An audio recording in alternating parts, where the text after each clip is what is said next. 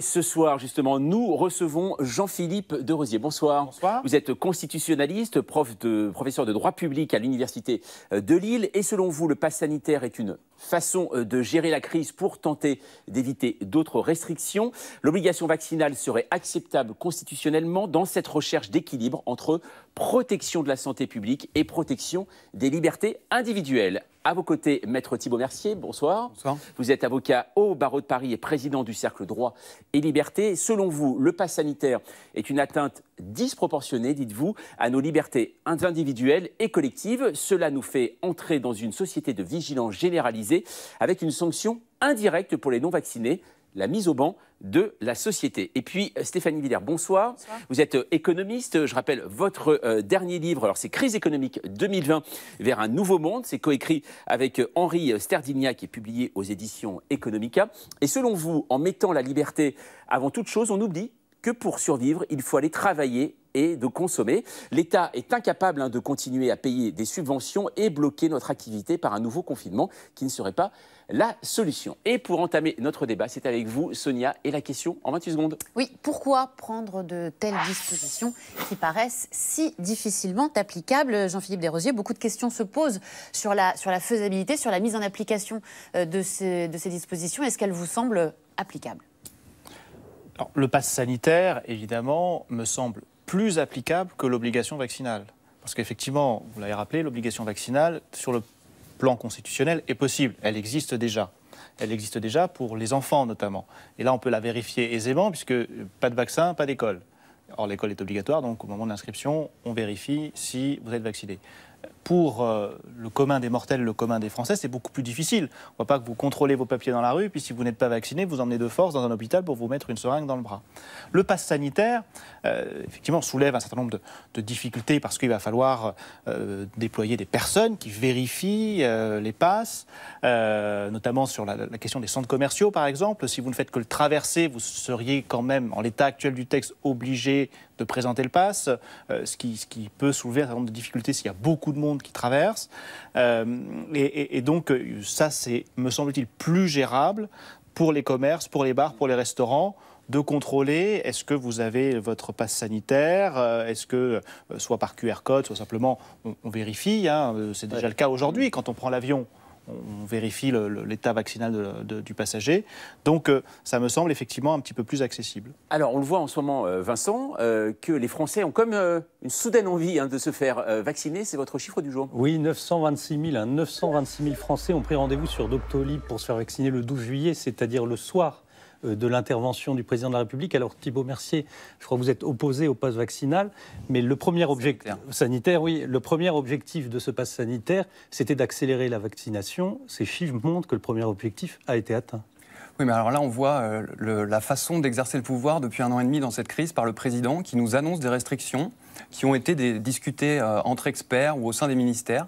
Et ensuite, elles s'imposent à nous, alors même qu'elles n'ont pas encore été discutées de manière démocratique dans le débat public ou passer le filtre du Parlement. Et là, on sent quand même qu'il y a une certaine dérive après 1 an et demi d'état d'urgence sanitaire qui continue à durer dans cet exercice du pouvoir. Et ce pass sanitaire vient porter une atteinte supplémentaire à nos libertés, individuelles comme collectives, puisque je pense qu'il est erroné de mettre en opposition nos libertés individuelles et nos libertés collectives en disant que les réfractaires au pass sanitaire sont des égoïstes, puisqu'en fait je pense que accepter ce pass sanitaire nous fera peut-être gagner une liberté à court terme, ou peut-être notre santé à court terme, mais à plus long terme, nous allons perdre nos libertés et nos traditions de liberté en Europe. Cette question de la liberté, Stéphanie Villers, ça fait depuis 18 mois que nos libertés sont très très malmenées, puisqu'il y a eu des confinements, des couvre-feux, des commerces fermés, enfin tout ce que l'on a vécu depuis le début de cette pandémie. Voilà, avec un coût exceptionnel, exponentiel. Hein. Le fait de mettre l'économie sous cloche, arrêter de travailler et de consommer, ça a coûté à peu près 400 milliards à l'État français. Et en fait, ce n'était pas de l'argent que l'État disposait dans ses comptes. C'est-à-dire que l'État français a dû emprunter cet argent. Donc on voit bien qu'il y a une limite à cette mécanique-là. Hein, on n'a pas trouvé d'autre façon de faire fonctionner notre modèle économique que par le travail. On a besoin de revenus pour assurer notre subsistance, c'est-à-dire travailler et consommer. Hein, et pour se loger. Donc et c'est bien gentil d'avoir ce type de débat, mais pour moi, ça me paraît complètement illusoire. Et d'ailleurs, il n'y en a qu'en France, hein, parce qu'à l'extérieur, on voit bien dans les pays anglo-saxons, ils sont très pragmatiques. Mais alors... hein, à un moment, il faut se rendre compte qu'on ne va pas pouvoir vivre comme ça avec les subsides de l'État. Thibault Mercier, comment vous entendez justement ce genre d'argument? Déjà, le pass sanitaire n'est pas appliqué en Europe, à part en France. Il n'y a que ce pays-là qui l'a mis en avant, donc c'est faux de dire que nos voisins européens le font. Et ensuite, Ils le font pour les grands événements. Pour les grands événements, mais là on parle de l'expansion Ouais, massive. Ce qui se passe quand même, c'est que les restrictions économiques, ce n'est pas le virus qui les a mis, c'est notre réaction face au virus. Notre réaction qui a été, à mon avis, disproportionnée. Et je ne vois pas comment on peut lutter contre un virus et être en guerre, comme on l'a dit, en mettant sous cloche les forces vives de ce pays ou mettre au banc de la société pendant quelques mois, au moins le temps que les gens puissent se faire vacciner. Encore une fois, ces forces vives. C'est un virus qui tue quand même majoritairement, en grande majorité, les plus de 65 ans. Et là, on est en train de faire une société où on va sacrifier un peu la jeunesse pour sauver les plus âgés. Donc il ne s'agit pas de ne pas les soigner évidemment, mais il s'agit quand même de remettre les choses dans leur contexte. La chose la plus naturelle du monde, c'est quand même de sauver les plus jeunes dans une société. Dans l'équation, il y a le bénéfice-risque pour la santé, mais il y a aussi le confinement. C'est-à-dire que la jeunesse, Jean-Philippe de Rosier dont on parle, elle n'a pas eu cours, elle n'a pas eu de vie sociale, elle n'a pas eu de vie festive. Ça rentre en compte aussi, ça. Ça doit même être pris en compte. Et c'est pour ça, j'allais dire, jusqu'à la dernière phrase de mon voisin, de M. Mercier, de Maître Mercier, j'allais dire, on est à peu près tous d'accord. Mais en réalité, sur ce dernier élément de savoir de sacrifier la jeunesse, je ne vois pas en quoi le pass sanitaire sacrifierait la jeunesse. On est globalement tous d'accord parce que oui, la liberté est un des principes cardinaux de notre démocratie. Oui, il faut la sacrifier par rapport au travail, par rapport à un certain nombre d'obligations que l'on doit respecter dans la vie, dans une démocratie. Non, je ne suis pas pour une société généralisée, de surveillance généralisée. Pour le dire très clairement, à titre personnel, je n'ai jamais téléchargé Tous Anti-Covid, ni Stop Covid avant, ni Tous Anti-Covid après. Je pense que ça ne marche pas et que c'est effectivement dévié. Avant, vous étiez comme le Premier ministre, il n'avait pas fait. Effectivement, tout à fait. Il y a 2 ou 3 mois, je ne pouvais pas souscrire au pass sanitaire parce que ce n'était pas faisable. On n'avait pas de dose de vaccin. Comment pouvait-on imposer cela? On n'avait pas d'espace, de lieu de vaccination. Maintenant, on a une faisabilité pratique de la vaccination. À cela correspond une faisabilité juridique de l'encouragement à la vaccination. Effectivement, on veut encourager à la vaccination. Alors que dans les modalités, le président de la République soit toujours dans son autoritarisme qui nuit à la démocratie, qui dit « j'ai décidé, c'est comme ça », plutôt que nous proposons au Parlement, et c'est le Parlement qui décide. Ça, après, c'est de la négociation politique. Mais le pass sanitaire, juste je termine sur ce point-là, le pass sanitaire va effectivement permettre de préserver certaines libertés, au détriment d'autres, mais de préserver certaines libertés, de retourner en cours, d'aller dans les restaurants, d'éviter qu'ils ne ferment, etc., etc. Et ça, je pense que c'est essentiel et que ça justifie cette politique. Alors Sonia, avec vous, on va voir que la France n'est pas le seul pays à avoir pris ce genre de mesures. Comment ça se passe ailleurs? Eh bien, en matière de restriction de liberté, seuls 3 pays dans le monde sont allés plus loin et imposer la vaccination. Alors là, à toute la population, tous les adultes, en tout cas de plus de 18 ans, le Tadjikistan, le Turkménistan et le Vatican. L'Arabie Saoudite a elle aussi décidé de l'imposer à tous les travailleurs. Viennent ensuite les pays qui ont mis en place une obligation vaccinale ciblée, alors par région, comme aux États-Unis ou en Russie, où ce sont les autorités locales qui décident de ce type de mesures. À Moscou, par exemple, la municipalité a décidé de rendre le vaccin obligatoire pour tous les employés du secteur des services. Aux États-Unis, la mairie de San Francisco a franchi le pas également pour ses employés. Certaines universités américaines sont également en train de le mettre en place. D'autres pays encore, donc comme la France, ont choisi d'imposer la vaccination pour certaines professions en contact avec des personnes fragiles. C'est le cas de l'Italie, qui était devenue en avril dernier le premier pays européen à imposer cette vaccination à tous ses soignants. La Grèce va lui emboîter le pas cet été. La Grande-Bretagne va l'imposer au personnel des maisons de retraite et réfléchit, comme un certain nombre d'autres pays européens en ce moment, à l'élargir elle aussi aux soignants. Quant au pass sanitaire, eh bien, la France figure là aussi parmi les pays les plus restrictifs, effectivement, même si elle n'est pas la seule seule. En Europe, le Danemark a été le premier à mettre en place un Corona Pass pour aller au restaurant, au cinéma ou même chez le coiffeur. Idem en Autriche, en Grèce, depuis ce week-end où il était exigé dans certains lieux publics fermés. Bref, si les pays européens avancent plutôt en ordre dispersé, on voit bien que la tendance est tout de même à davantage de coercition face à l'augmentation du nombre de cas. On voit bien que chaque pays essaye de trouver un équilibre en fonction de l'évolution des données épidémiologiques. Est-ce qu'il y a, selon vous, Stéphanie Villers, un modèle à suivre parmi ceux-là ? En fait, lorsqu'on fera le bilan, on saura en fait quelle a été la méthode la plus efficace. Mais si on se compare par exemple au Royaume-Uni, aujourd'hui, le Royaume-Uni a dit on ouvre tout, le masque n'est plus obligatoire. Et en fait, il adresse la responsabilité à chaque individu.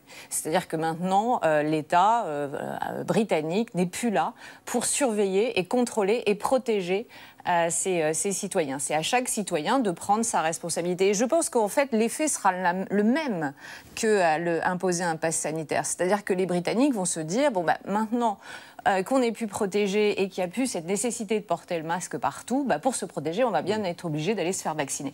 Donc au final, tout le monde va vers le même objectif avec des méthodes différentes, mais on a une exigence et une urgence économique, c'est-à-dire qu'on sait tous qu'on ne va pas pouvoir vivre comme ça à crédit. On ne joue pas au Monopoly, en fait, l'argent n'est pas magique. Derrière, il faut le rembourser. Donc il faut que la mécanique économique se mette en marche et qu'il y ait un retour à la normale. Ça, c'est une exigence absolue. On ne pourra pas retourner en arrière, on ne pourra pas se reconfiner compte tenu du coût que ça impose. Vous avez employé le mot d'urgence, Thibault Mercier. On a eu l'état d'urgence sécuritaire dû à la menace terroriste, puis maintenant l'état d'urgence sanitaire. Dans les inquiétudes qui se lèvent sur les libertés publiques, il y a l'idée que l'état d'urgence va finir par entrer dans le droit commun. Est-ce que c'est quelque chose qui, selon vous, se profile ? Tout à fait. Tout état d'urgence porte en lui les germes d'un abus. Et là, c'est vrai qu'on a vu qu'avec le premier état d'urgence contre le terrorisme, on a fait un peu de tout citoyen un terroriste potentiel. Maintenant, avec cet état d'urgence sanitaire qui va durer à peu près 2 ans, on va y venir. Même si les lois de transition n'ont pas le nom d'état d'urgence sanitaire. Mais là, il est légitime de le maintenir. Mais écoutez, l'état d'urgence a été créé normalement pour quand il y a péril en la demeure, quand il y a vraiment péril pour la nation. Depuis 1 an et demi, on commence à connaître ce virus. On sait le taux de létalité, on sait comment le contrer. Vaccination, soins, plus de places en réanimation.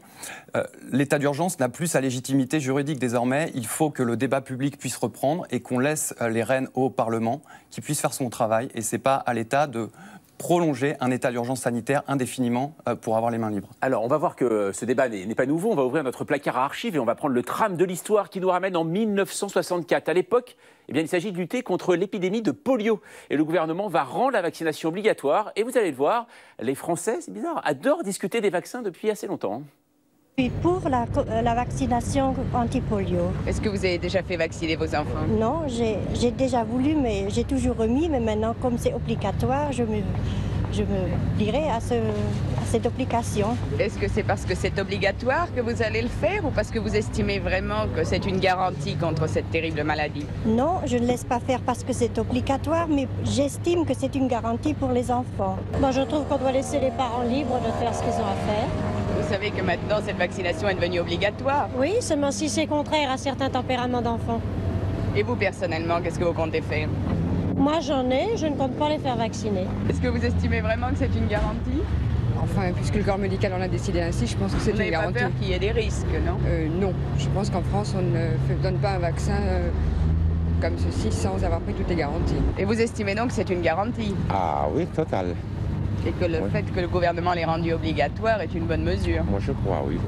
Voilà, non, nous n'avons pas mis des images d'actualité en noir et blanc. C'était en 1964, c'était la même discussion qu'aujourd'hui. Jean-Philippe de Rosier, on voit quand même tout de même dedans une dame qui dit « je vais pas douter de la médecine en France », alors qu'aujourd'hui, on a l'impression qu'on remet en doute cette autorité médicale.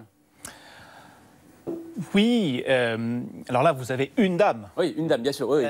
Et effectivement, à l'époque, en 1964, il n'y avait pas Internet, il n'y avait pas Facebook, il n'y avait pas Twitter, il n'y avait pas Instagram, il n'y avait pas tous ces réseaux sociaux qui permettent de diffuser la parole de tous, de plus d'une seule dame, de faire un petit peu le buzz. Donc je ne sais pas ce que pensait l'ensemble des Français, de même que je ne sais pas ce que pense aujourd'hui l'ensemble des Français. Je ne suis pas sûr que les anti-vax soient majoritaires, que ceux qui doutent de la parole médicale soient majoritaires. 80% des Français, les Français voilà. favorables sont. Tout à fait. Donc donc, bon, c'est pas effectivement, il y a un petit peu de manifestation, et c'est leur droit de manifester leurs désaccords, leurs doutes, et c'est à ceux qui défendent la politique vaccinale d'expliquer qu'effectivement, il y a des risques. Bien sûr, il y a des risques, mais même avec des médicaments qui sont éprouvés sur le marché depuis des décennies, il y a des risques.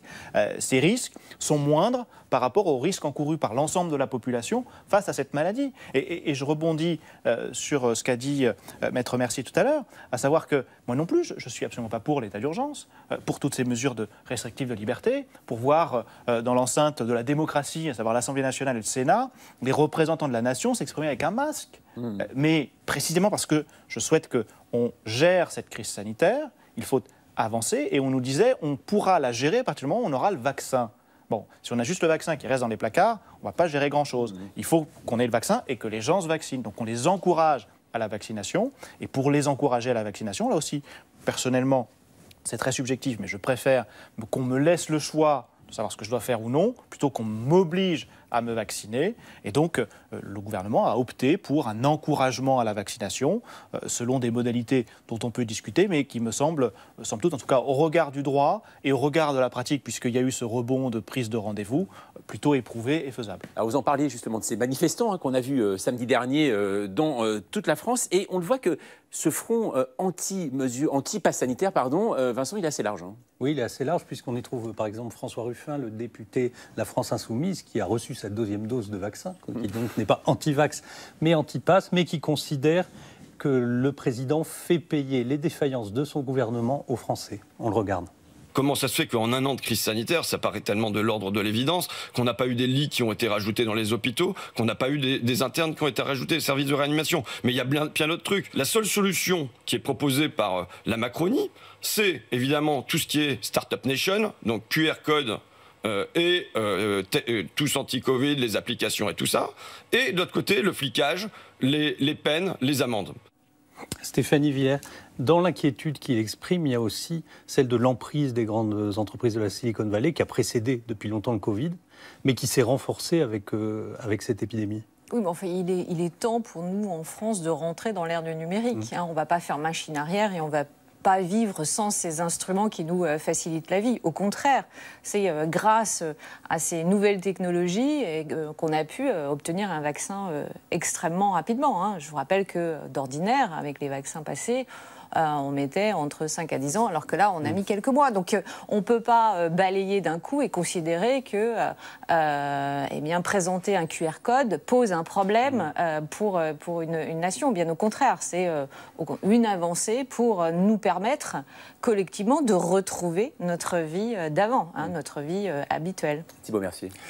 Je ne pense pas que présenter un QR code à tout un chacun soit un progrès pour notre société. Il faut quand même savoir mettre des limites à la technique. Il ne faut pas évidemment la refuser, mais tout n'est pas bien dans cette technique, elle n'est pas neutre. Le fait que chacun de vos concitoyens puisse savoir quel est votre état de santé avant d'aller prendre un café, avant que vous rentriez à la salle de sport, a quelque chose d'assez malsain, je pense, pour la cohésion nationale. Et c'est en ça qu'il faut quand même se rendre compte que présenter un laissez-passer sanitaire 10 fois par jour, ce n'est pas nous emmener vers une société de liberté, mais c'est plutôt nous emmener vers une société de contrôle social, de vigilance généralisée, et aussi une société du risque zéro, qui finalement va briser nos capacités de résilience dans l'avenir. Et c'est en ça que aussi on sacrifie les jeunes générations et les futures générations. Bien, j'imagine qu'on aura l'occasion de reparler. Ça risque d'être un peu le débat de l'été. Merci en tout cas à vous trois d'être passés ce soir par 28 minutes. Dans un instant, Paola Poirari et Victor de Quiver, avec eux, nous parlerons de glissade hawaïenne sur écume déchaînée et passion diabolique.